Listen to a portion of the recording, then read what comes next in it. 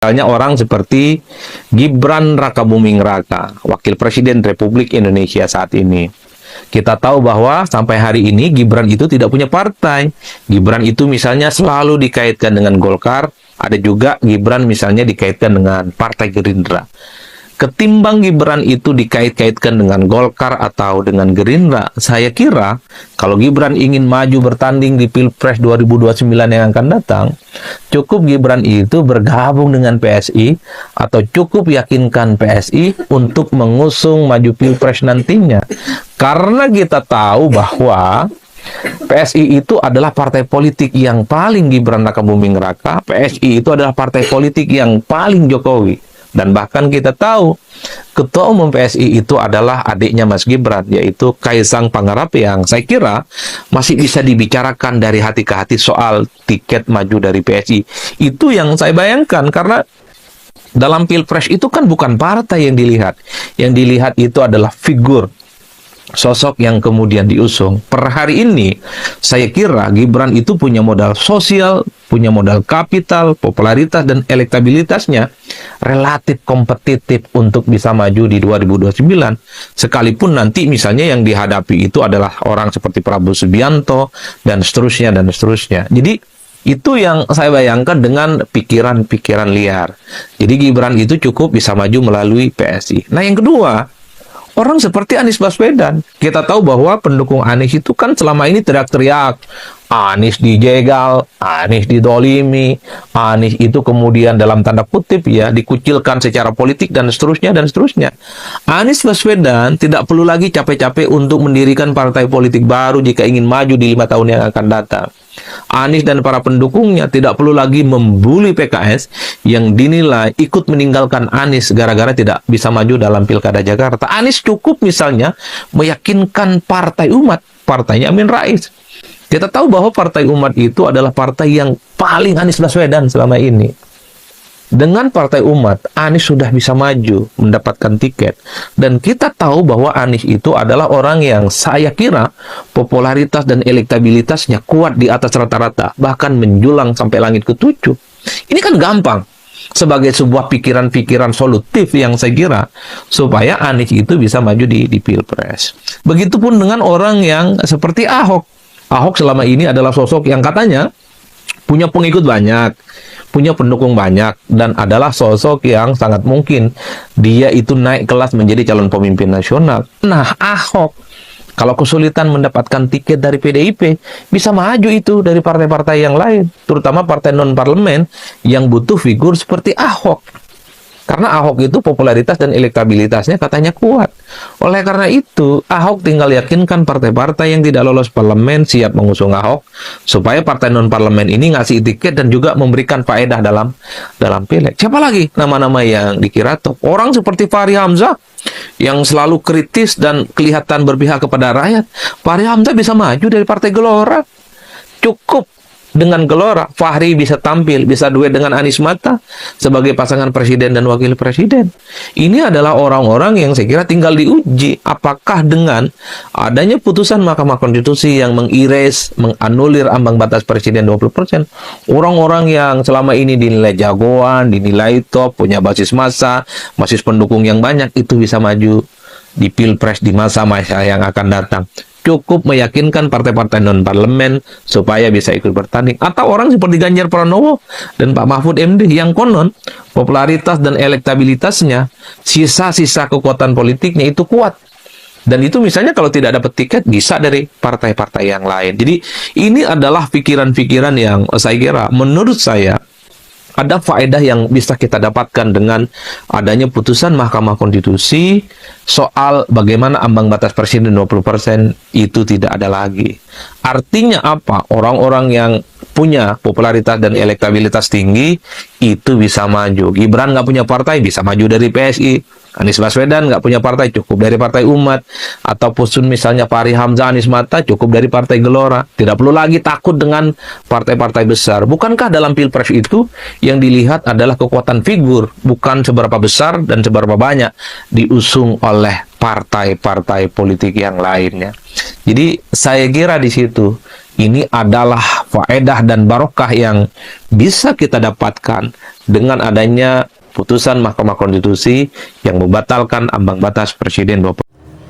Oke, kembali lagi di channel GR 2045. Salam inspirasi, salam NKRI, harga mati.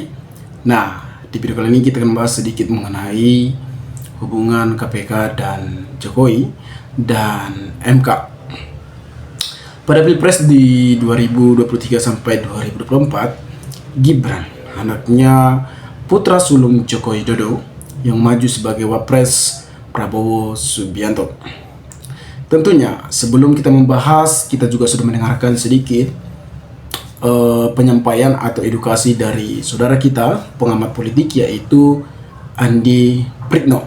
Tentunya ini sangat menarik karena membahas tentang wakil presiden kita, yaitu Gibran Raka Buming Raka. Sebelum Gibran mencalonkan diri, tentunya dia menjabat sebagai wali kota Solo, sedangkan Jokowi menjabat sebagai presiden ke-7. Tentunya Gibran mencalonkan diri sebagai calon wakil presiden, yaitu adanya permainan antara Joko Widodo, yang dimana Jokowi sempat viral dikatakan ingin maju atau ingin memperpanjang masa jabatannya 3 periode. Namun Ibu Megawati sebagai Ketua Umum PDIP menolak mentah-mentah karena Ibu Megawati sangat taat konstitusi. Apa sih permainan yang digunakan oleh Joko Widodo untuk kedepannya? Nah, Jokowi saat ini sibuk pada Pilkada 2024 kemarin pun bahwasanya Jokowi mendukung salah satu calon kandidat, yaitu calonnya Ridwan Kamil, yang dimana Ridwan Kamil ini mencalonkan diri sebagai calon gubernur DKI Jakarta. Tentunya ketika menang Ridwan Kamil, maka Ridwan Kamil akan mendukung Gibran pada 2029. Makanya Jokowi juga mempersiapkan Gibran untuk maju di 2029. Namun apakah Jokowi mampu? Tidak mampu, karena dia tidak lagi menjabat. Dan bahkan Prabowo akan marah dan ketika dia mengetahui hal ini.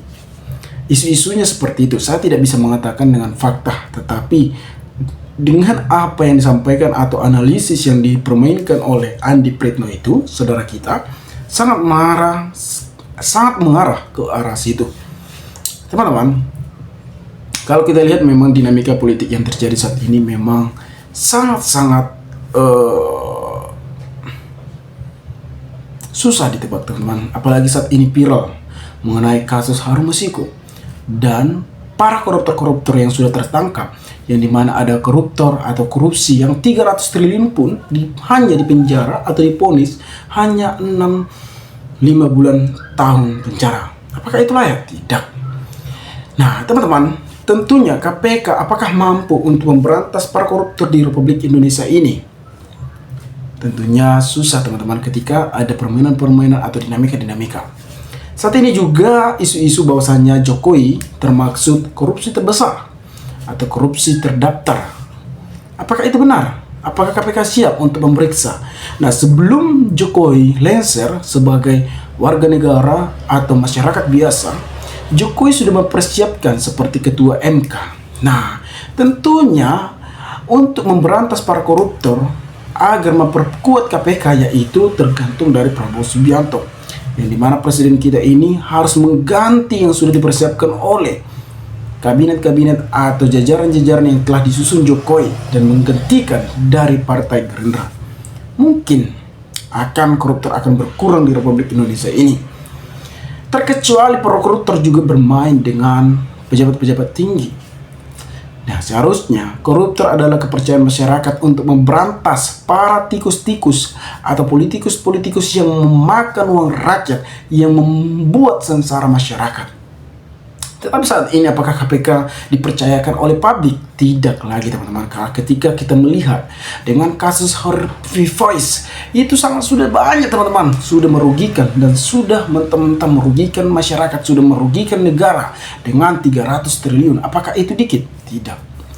Teman-teman, ketika kita sudah mendengarkan sedikit penjelasan dari Andi Pritno mengenai Gibran MK adalah saat itu adalah ketuanya, yaitu Anwar Usman sebagai paman Gibran. Itulah yang meloloskan Gibran dan memuluskan dan memberikan jalan tol terhadap Gibran. Makanya Gibran bisa maju untuk wakil Prabowo Subianto. Banyak anak-anak muda yang memiliki prestasi yang sangat bagus. Banyak anak-anak muda yang memiliki pemikiran-pemikiran yang sangat kreatif. Tetapi mereka terhalangnya jalan untuk menuju. Sedangkan Gibran hanya santai saja. Dan bahkan mereka sudah meninggalkan partai PDIP. Itulah dinamakan hausnya kekuasaan. Partai PDIP yang dimana membangun hubungan yang erat terhadap Jokowi, dan Ibu Megawati juga menganggap Jokowi sebagai anak. Namun Jokowi meninggalkan partai PDIP untuk mendukung Prabowo dan Gibran. Pada saat itu sebenarnya ini tidak kita bahas lagi karena mereka sudah terpilih. Tetapi Prabowo juga akan tidak terima dengan kekalahannya 2 kali berturut-turut. Apakah terima? Prabowo Subianto yang kita lihat dengan tegas. Ya, kita juga memberikan salam terhadap Prabowo. Semoga Prabowo, presiden kita, menjalankan tugas dengan amanah, dengan kepercayaan masyarakat terhadap dia, dan sudah melontarkan program-programnya. Semoga terlanjutkan dan terkabulkan. Itu yang kita harapkan. Teman-teman, kalau kita lihat memang situasi dinamika tentunya setiap ada provokasi atau setiap ada pengamat-pengamat politik, mereka akan mengambil keuntungan atau feedback. Begitulah dunia politik. Jadi kita sebagai masyarakat, kita juga harus memahami bagaimana ke depannya. Jangan percaya dengan publik, tetapi lihatlah realitanya mengarah kemana. Dengan Jokowi, apakah percaya teman-teman? Tentunya saya sendiri sebagai pendukung Jokowi 2 kali. Ketika dia sudah mengalih dan meninggalkan partai PDIP, saya sangat kecewa. Sangat kecewa berat, teman-teman. Jadi susah untuk dipercaya adanya kepercayaan publik terhadap Jokowi ataupun KPK ataupun Mahkamah Konstitusi, yang dimana juga Mahkamah Konstitusi dicap oleh masyarakat sebagai mahkamah keluarga. Nah, jadi di Indonesia ini susah untuk dipercaya untuk figur-figur publik atau pengamat-pengamat politik atau pejabat-pejabat, karena masyarakat juga akan muak terhadap para koruptor-koruptor ataupun masyarakat yang sudah percaya satu orang pun, ketika mereka akan mengecewakan dan ada polemika-polemika atau politik-politik yang menjadi makanan atau menjadi kegilaan kekuasaan. Jadi tidak ada. Mereka mengkritik juga pun akan tetap ada feedback yang harus mereka ambil. Itulah dunia politik. Nah, teman-teman, mungkin sekian video ini. Jika ada pertanyaan atau tanggapan teman-teman, maka berikanlah tanggapan teman-teman kolom komentar. Jika ada salah, mohon maaf. Salam inspirasi, salam NKRI, JR 2045 melaporkan.